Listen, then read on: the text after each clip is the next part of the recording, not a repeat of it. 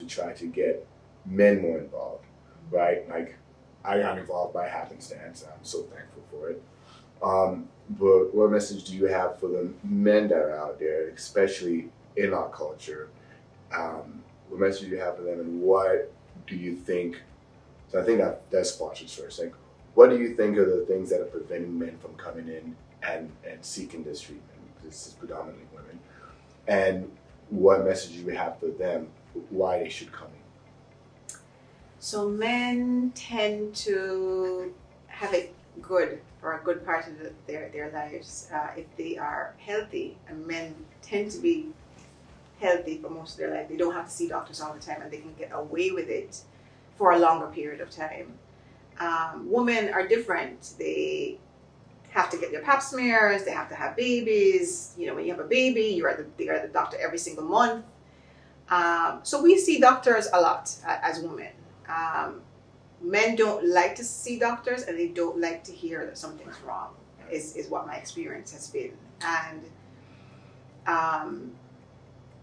that fear of hearing that something is wrong is what I'd like them to kind of overcome, because the things that are happening to you, there is an easy fix in a lot of instances, much easier than they're like building up in their minds to be, because they don't go to the doctor all the time. And really, the pellet therapy is twice a year, so they're not going to be going into a doctor all the time. But the other thing is for men to really just share, just open up, and just express themselves. Right. That I think is probably men's biggest hurdle. And if they do have that issue, and they know they have that issue, then do what a lot of men do, and they bring your wife or bring your girlfriend. You know, because women, they know all the things that are wrong with you, and they will happily reveal that.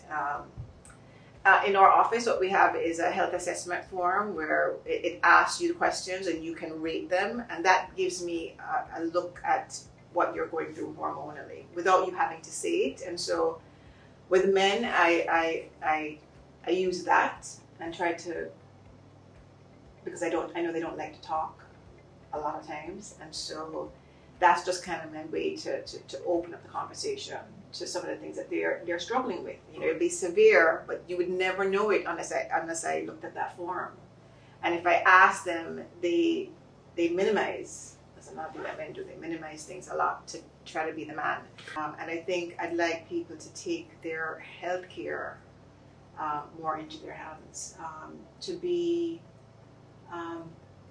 your own authority on your health, and to ask all the questions that you need to ask, and to do all the research that you need to do, and to find a physician who will allow you that latitude, right? I don't mind being questioned. I know there's some doctors who don't like being questioned. I welcome the questions, because it gives you the authority in the situation.